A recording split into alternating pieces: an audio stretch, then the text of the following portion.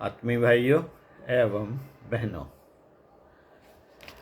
क्रांति की रूपरेखा लेखक पंडित श्री राम शर्मा आचार्य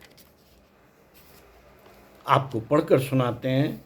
सभी प्रज्ञाजनों, प्रज्ञा परिजनों, प्रज्ञा पुत्रों और युवा साथियों को इस आंदोलन को चलाने के लिए आगे आना चाहिए। आइए इसी क्रम में नंबर 7, भिक्षा व्यवसाय की भर्त्सना।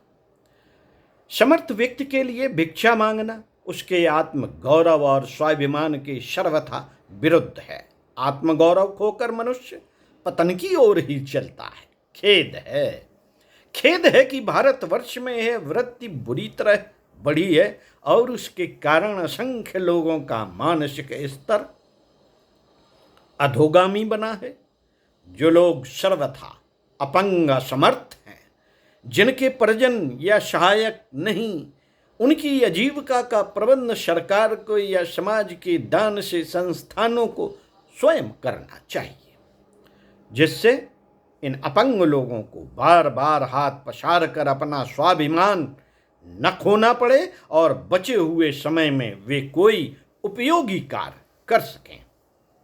मित्रों, अच्छा हो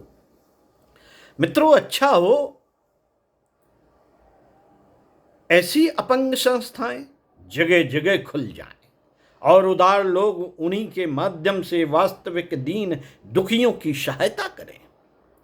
बहानेबाज समर्थ लोगों को भिक्षा नहीं देनी चाहिए।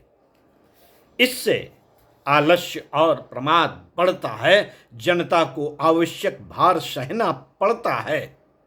आडंबरी लोग दुर्गुणों से ग्रस्त होकर तरह तरह से जनता को ठगते एवं परेशान करते हैं। भजन का उद्देश्य लेकर चलने वालों के लिए भी यही उचित है कि वे अपनी आजीविका स्वयं कमाएं और बाकी समय में भजन करें। नंबर 8, मृत्यु भोज की व्यर्थता। साथियों, किसी के मरने के बाद उस घर में 2 सप्ताह के भीतर विवाह शादियां जैसी दावत का आयोजन होना दिवंगत व्यक्ति के प्रति अपमान है। दावतें तो खुशी में उड़ाई जाती हैं, मृत्यु को शोक चिन्ह मानते हैं, तो फिर दावतों का आयोजन किस उद्देश्य से? मृतक के मित्रों और संबंधियों के लिए भी यही उचित है कि इस क्षतिग्रस्त परिवार की कोई सहायता न कर सकते हो तो कम से कम दावतों की सलाह देकर उसका आर्थिक अहित तो न करें। मृतक की आत्मा को शांति देने के लिए धार्मिक कृत्य कराए जाएं। ऐसे शुभ कार्यों में जिनसे मानवता की कोई सेवा होती हो। श्राद्ध के उपलक्ष्य में कितना ही बड़ा दान किया जा सकता है, वही सच्ची श्रद्धा का प्रतीक होने से सच्चा श्राद्ध कहा जा सकता है। दान ही करना है तो ब्रह्म भोज का किया जाए। नंबर 9, जेवरों में धन की बर्बादी। साथियों, सबसे बड़ी आजकल की ये समस्या है कि जेवरों में धन की बर्बादी प्रत्यक्ष है। जो पैसा किसी कारोबार में या बैंक में ब्याज पर लगने से बढ़ सकता था, वह जेवरों में कैद पड़ा रहता है। टूट फूट, मजदूरी, टाका बट्टा में काफी हानि सहनी पड़ती है। पहनने वाले का अहंकार बढ़ता है। दूरस्यों में ईर्ष्या जगती है। चोर लुटेरों को अवसर मिलता है। जिस संग में उन्हें पहनते हैं वहां दबाव और अस्वच्छता बढ़ने से स्वास्थ्य की हानि पहुंचती है। चमड़ी कड़ी पड़ जाती है और पसीने के छेद बंद हो जाते हैं। नाक के जेवरों से तो सफाई में भी अड़चन पड़ती है। नंबर 10, भूत, पलीत और बलि प्रथा। साथियों, मानसिक विभ्रम पैदा करके सयाने दीवाने और ओझा लोग भोली जनता का मानसिक और आर्थिक शोषण बुरी तरह करते हैं। मानसिक रोगों, शारीरिक कष्टों एवं दैनिक जीवन में आती रहने वाली साधारण सी बातों को भूत की करतूत बनाकर व्यर्थ ही भोले लोगों को भ्रमित करते हैं। उस भ्रम का इतना घातक प्रभाव पड़ता है कि कई बार तो जीवन संकट तक उपस्थित हो जाते हैं। मित्रों, धर्म ग्रंथों में जिन देवी देवताओं का वर्णन है उनकी संख्या भी पर्याप्त है, पर उतने से भी संतोष न करके लोगों ने जाति जाति के, वंश वंश के, गांव गांव के इतने अधिक देवता गढ़ लिए हैं कि आश्चर्य होता है। आश्चर्य होता है। उन पर मुर्गे, अंडे, भैंसे, बकरे, सुअर आदि चढ़ाए जाते हैं। यह कैसी विडंबना है! यह कैसी विडंबना है कि दया और प्रेम के लिए बने हुए देवता अपने ही पुत्र पशु पक्षियों का खून पिए। हमें एक ही परमात्मा की उपासना करनी चाहिए और इन भूत पलीतों के भ्रम जंजाल से सर्वथा दूर रहना चाहिए। नंबर 11, अन्न के अपव्यय को रोकना। साथियों, इन दिनों अन्न का बहुत अपव्यय हो रहा है। अपने देश में बड़ी दावतों का उनमें अनेक प्रकार के व्यंजन परोसने का, आवश्यकता से अधिक खाने का बहुत रिवाज है। छोटे छोटे हर्षोत्सव में बड़े बड़े प्रीति भोज खड़े कर दिए जाते हैं। बड़ी दावतों में अन्न की बुरी तरह बर्बादी होती है। डेवड़ा दूना खाकर पेट भी खराब करते हैं और अनाज भी। इसके साथ साथ एक बुरी प्रथा यह जुड़ी हुई है कि दावतों की शान पत्तलों पर छोड़ी हुई जूठन से की जाती है। खाने वालों की अमीरी और खिलाने वालों की दिलेरी इससे आंकी जाती है कि जूठन कितनी छोड़ी गई। यह अन्न देवता के अपमान का बहुत ही बुरा पहलू है। एक ओर तो हम अन्न को देवता कहें और दूसरी ओर उसे इस प्रकार तिरस्कृत स्थिति में फेंक दें, यह कितनी बुरी बात है। जो अन्न हम खाते हैं, धरती माता अपना सीना फाड़ कर हमें देती है और उसी धरती माता का हम अपमान करते हैं। नंबर 12, साथियों, अशिक्षा का निराकरण राष्ट्रीय प्रगति के लिए नितांत आवश्यक है। नितांत आवश्यक है। उसे दरिद्रता हटाने के लिए किए जाने वाला प्रयास के ही समतुल्य माना जाए और इसके लिए हर व्यक्ति का चिंतन काम करे।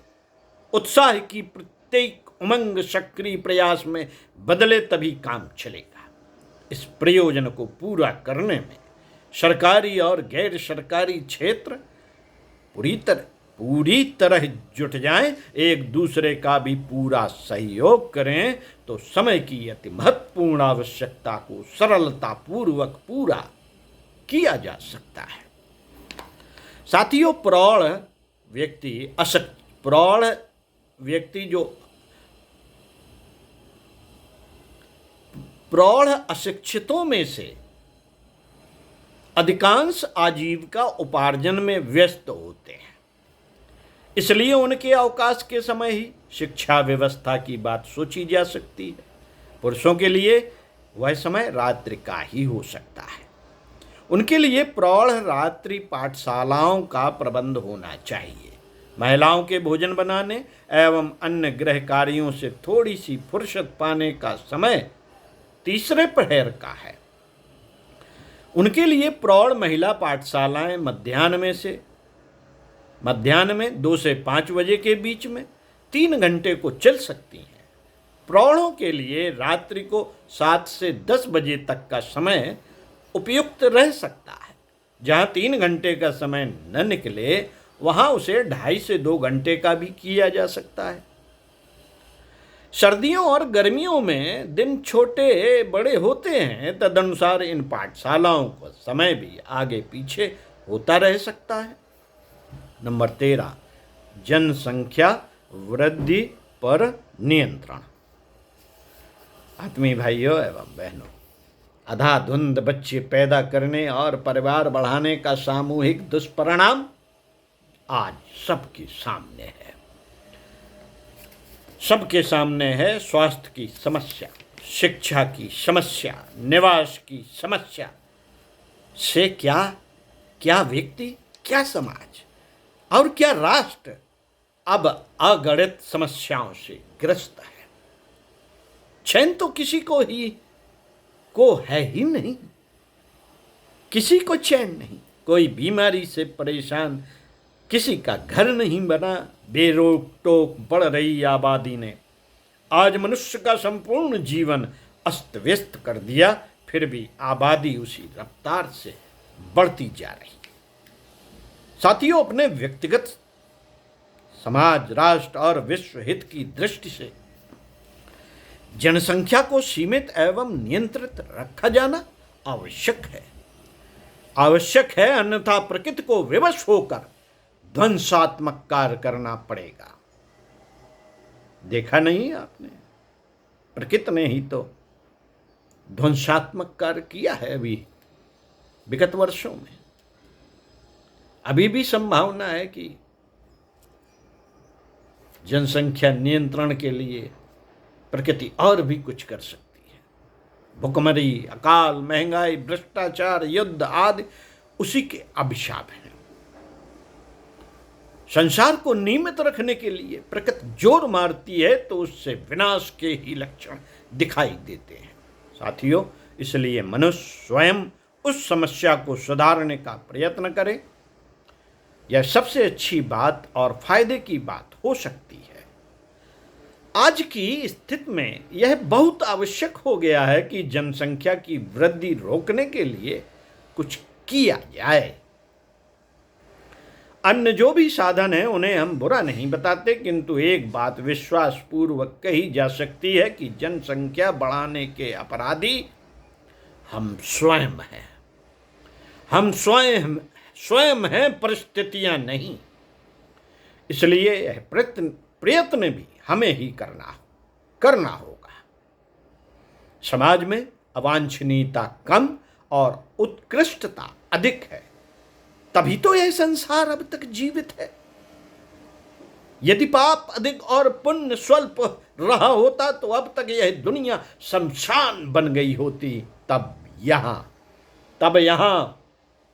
सत्य, शिव और सुंदर, इन तीनों में से एक का भी अस्तित्व जीवित न रहा होता। आग दुनिया में बहुत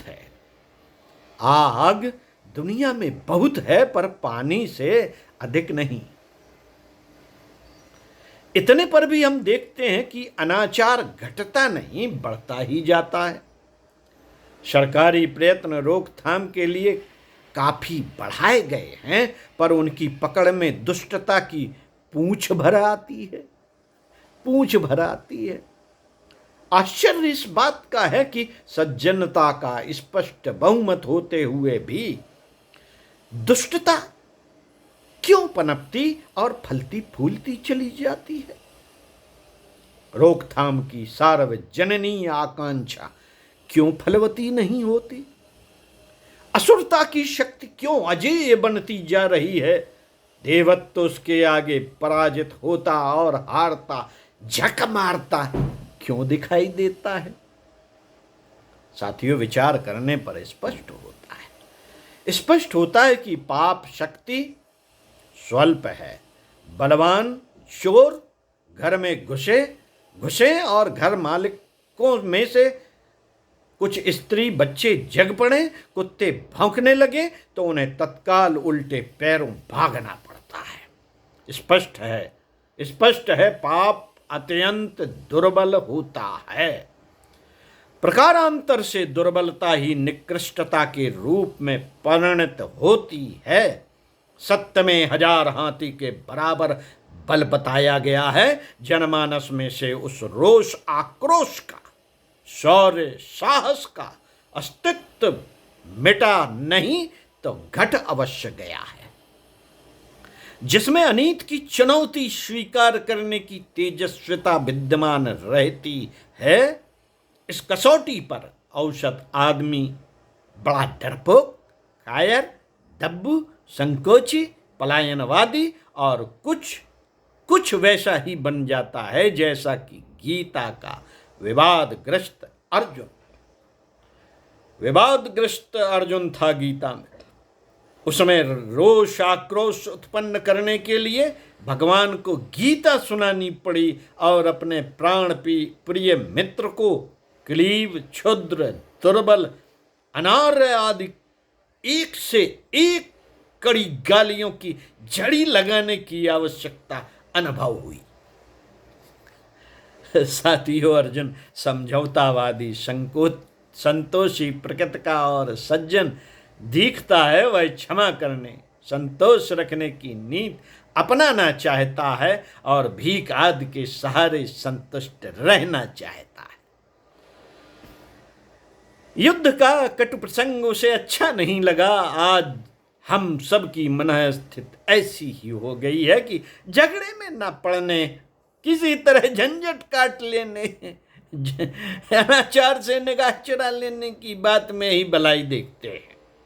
यह भलाई दिखाने वाली सज्जनता का आवरण ओढ़े हुए क्षमाशीलता वस्तुतः परले सिरे की कायरता होती है। इससे अपने को झंझट में न पड़ने से बचाने के अतिरिक्त किसी से दुश्मनी मोल न लेने और बदनामी से बचने जैसे ऐसे तत्व भी मिले रहते हैं। उन्हें प्रकारांतर से अनीत समर्थक और परिपोषक ही कहा जा सकता है। पंडित श्री राम शर्मा आचार्य, ओम शांति। आगे बताएंगे आपको इसी क्रम में विषण मुक्ति आंदोलन। ओम शांति।